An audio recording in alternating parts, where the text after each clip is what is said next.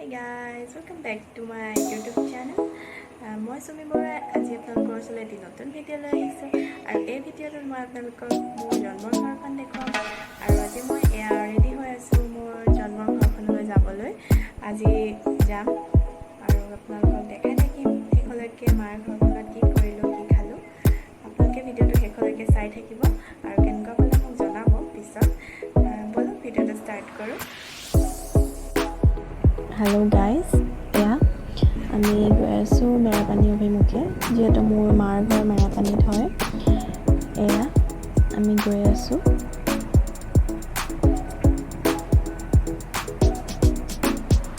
আৰু লগত মোৰ হাজবেণ্ড আৰু মোৰ দুজনী ভণ্টি হৈছে মোৰ দুজনী ভণ্টি এজনী খুৰা ছোৱালী এজনী মোৰ নিজৰ ভণ্টি পলি আৰু মানসী খুৰাৰ ছোৱালী বলক পালোগে বলক সোমাই যাওঁ মাহঁত যিহেতু আমাৰ কাৰণে ৱেইট কৰি আছে আমি যাম বুলি চাহ তাহ খালোঁ ৰেকৰ্ড কৰা নহ'ল সেয়েহে দেখাব পৰা নগ'ল হৈছে ৰাতিৰ সাজৰ বাবে যোগাৰ মুৰ্গী মাংস ৰান্ধিম ৰাতি মা মছলা মাংস আৰু আমি বনাইছোঁ বাহিৰত যিহেতু এইটো দাঙি বাহিৰলৈ লৈ যাব পৰা চৌকা হয় এইটো ঘৰতে বনোৱা আৰু যিহেতু আমি ঘৰতে বনাইছোঁ জুইত বনালে খাবলৈ সোৱাদ হয় মুৰ্গী মাংস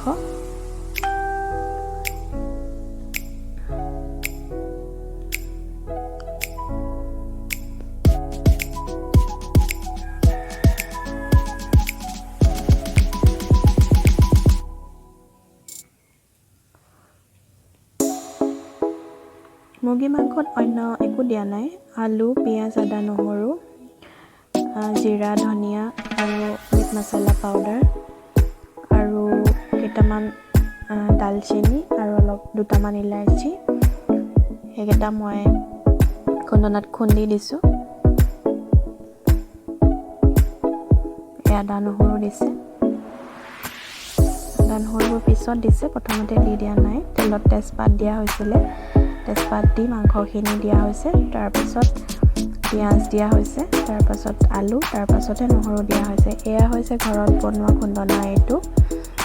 অতি সহজ আৰু খুব সোনকালে গুৰি হৈ যায় খুব গধুৰ হয় খুন্দনা মাৰিটো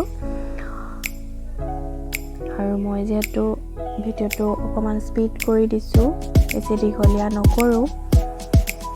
আৰু দি দিম এতিয়া মাংসত দালচেনি ইলাইচি আৰু মাংস প্ৰায় সিজিলেই আলু সিজিলেই উতলি আছে মাংস কেৰাহীত হৈয়ে গ'ল প্ৰায় আমাৰ মুৰ্গী মাংস ৰেডি আৰু এতিয়া আমাৰ খাবৰো হ'ল মায়ে আমাক দিয়া থোৱা কৰি আছে আমি বহিলোৱেই খাবলৈ খাই আছে ময়ো খাম মই ভিডিঅ'টো কৰি লৈছোঁ লগতে